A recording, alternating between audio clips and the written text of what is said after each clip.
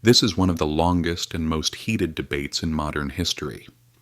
A debate that survived revolutions, brought down empires, bankrupted superpowers, and split the world in two. For more than a century, capitalism and socialism were never just economic theories. They became battle lines, sides people chose, fought for, and died for.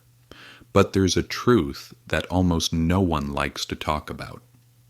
Neither system ever worked the way it was written in the books. Not once, not anywhere. When things are going well, everyone talks.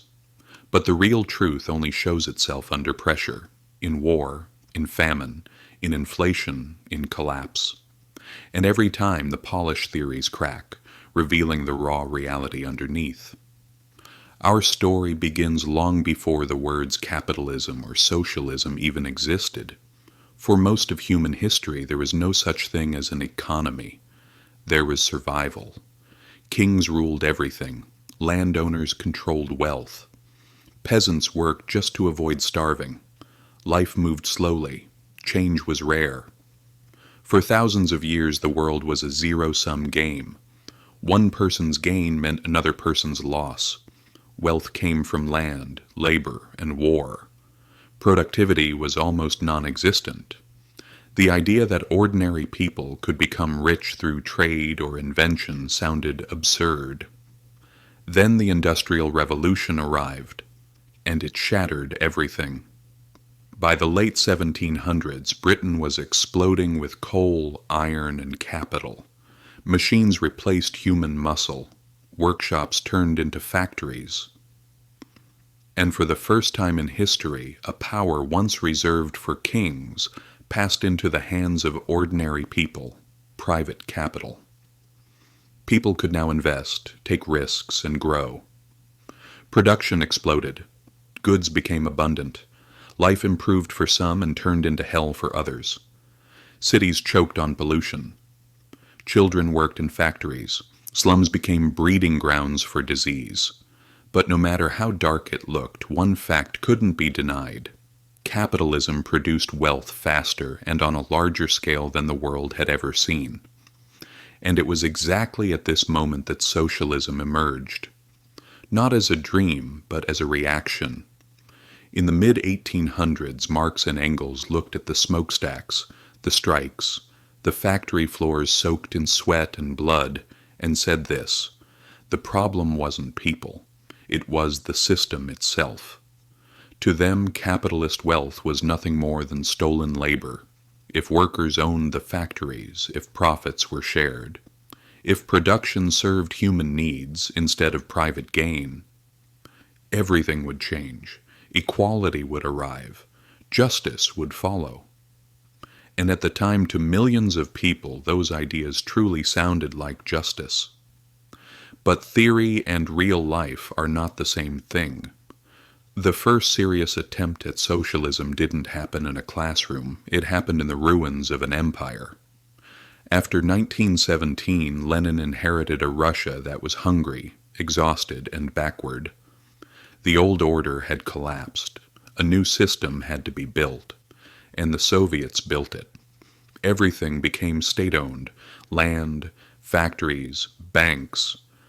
Prices were set by the government. Profit disappeared. Plans were written. Targets were assigned. On paper, it was perfect. In reality, it was chaos. No one knew what people actually wanted. No one had a reason to produce better. Shortages became normal. Lines became part of daily life. Agriculture collapsed. People starved. In the end, Lenin was forced to retreat. Without some form of free markets, the system simply couldn't survive. And yet socialism didn't lose its appeal, because capitalism wasn't looking very impressive either. By the early 1900s, capitalism was powerful, but unstable. The rich were soaring while millions struggled to survive.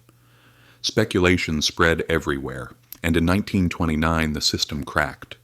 The Great Depression hit. Banks collapsed. Unemployment exploded. People went hungry. Capitalism, looked just as deadly. Then came World War II, and every system faced its hardest test. The Soviet Union redirected all its resources toward survival. The United States showed what private industry and government coordination could achieve together. When the war ended, the question was no longer ideological. Who lives better? Who produces more? Who adapts faster? The Cold War became a living laboratory. On one side, planned economies. On the other, regulated capitalism. Slowly, the results became clear. The Soviet Union industrialized and grew powerful, but it stalled.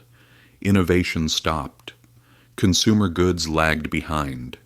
A country that could build rockets couldn't produce a decent refrigerator. The West, meanwhile, learned its lesson. It restrained capitalism without killing it. Social security emerged. Regulations followed. The system survived because it could change.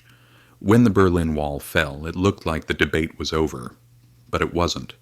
Capitalism won. But its problems didn't disappear. Finance ballooned. Debt exploded. Inequality returned. The 2008 crisis reminded everyone of the same truth. This system, too, is fragile. Today, almost no one wants a pure system, because everyone has seen the cost. Scandinavian countries use free markets, but balance them with a strong state. The United States drives innovation, but struggles with inequality. China uses markets, but refuses to give up control. The reality is simple. All major economies today are hybrids, because pure ideology doesn't survive real life. The real issue was never the system. It was people. Human nature doesn't change. Greed, ambition, fear, creativity, they exist everywhere. They just take different forms. In markets, power concentrates through money. In planned economies, it concentrates through politics. The outcome is the same. History shows us this clearly. The winner isn't the system. The winner is the system that adapts. Capitalism survived because it evolved. Socialism survived where it merged with markets. And today, we're still asking the same question. Who controls power? Who sets limits? Who holds it accountable? Because the debate was never really about capitalism versus socialism. The debate was always the same. Who holds the power? And history keeps teaching us one lesson over and over again. Power never disappears. It only changes hands. If you feel like this video gave you something new, don't forget to like it.